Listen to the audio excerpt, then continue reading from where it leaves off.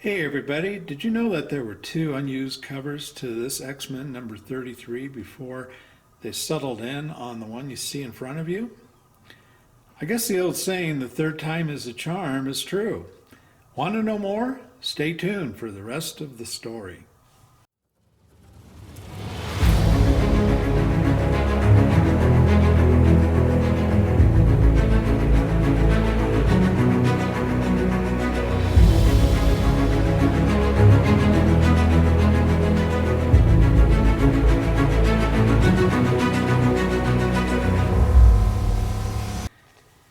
You see in front of you X-Men 33.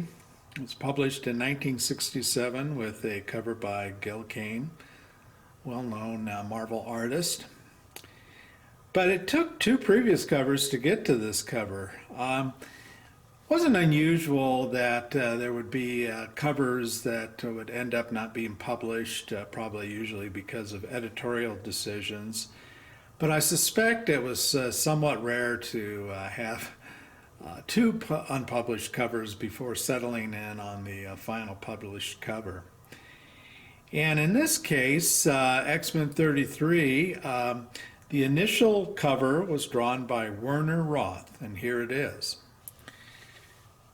Now, Werner Roth was born in January of 1921, and he passed away in June 1973. And he was a comic book artist who perhaps was best known for succeeding Jack Kirby on Marvel's The X-Men. Interestingly, Roth began working with Marvel back when it was Atlas Comics in around 1953. And the story goes that Atlas editor Stan Lee at the time was impressed, I guess, with Roth's portfolio, particularly of his drawings of women. So he took samples and showed it to the publisher, Martin Goodman, and evidently they hired Roth and started him on a book called Lorna, the Jungle Girl. And the new book that they started him on, and he drew the first dozen issues. And then he drew a number of other features for Atlas, including some work on Apache Kid. He later drew romance stories for DC Comics. And then Roth returned to Marvel to work on the X-Men in 1966. And interestingly, he used a pseudonym name of J. Gavin, which evidently was taken from names of his two sons, to conceal the fact that he was doing Marvel work while he was still working for DC. But anyway, later on his true name was revealed. And interestingly, X-Men writer Roy Thomas later commented that Roth, though a talented artist, he thought he was a poor fit for the X-Men, being more oriented towards character interactions and relationships rather than action comics. And Roth later, he drew some Western comics for Marvel, and also he penciled some issues of Superman's girlfriend, Lois Lane. In any event, evidently Roth's cover was rejected, cover you see in front of you, likely by Stan Lee or perhaps publisher Martin Goodman. Perhaps they wanted the villain on the cover, and we'll talk about that here shortly.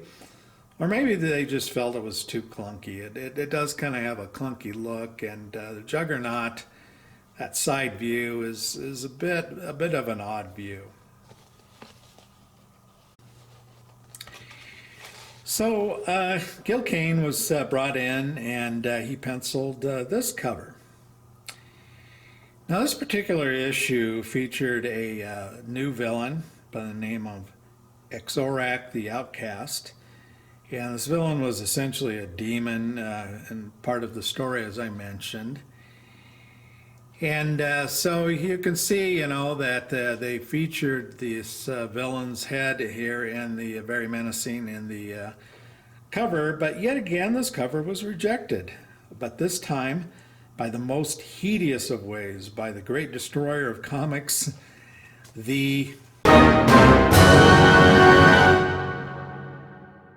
Yes, the Comics Code Authority rejected this cover and evidently thought that the drawing of the outcast there was too horrific to be allowed.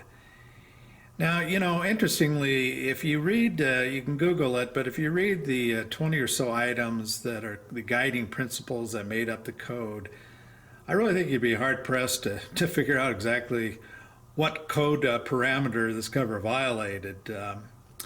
Obviously, it's hardly horrific in today's standards.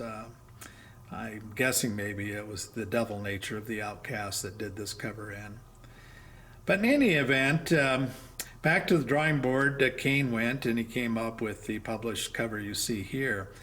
And there are a couple interesting notes about this cover. He used features actually from both rejected covers. First, in Kane's rejected cover where he had the outcast, he ended up using the two X-Men characters from the outcast cover, but as you can see, he modified Cyclops into Angel and he modified Jean Grey into the Iceman. But interestingly, he also used a couple components of Werner Ross covers. He lifted the two floating heads of Cyclops and Jean Grey at the bottom of Werner's cover, and he put them on the side of his published cover. So anyway, that is the history of the covers to X-Men 33. But I'd be curious to see down in the comments below, what covers did you like best of the three? I'd be interested to read your comments. I think I probably actually like the published cover the best, but if you wouldn't mind, leave your comment and let me know which one you like. Well, I hope you enjoyed this video. It's a different style of video for me, and if you liked it, please comment below, and have a good day. Take care.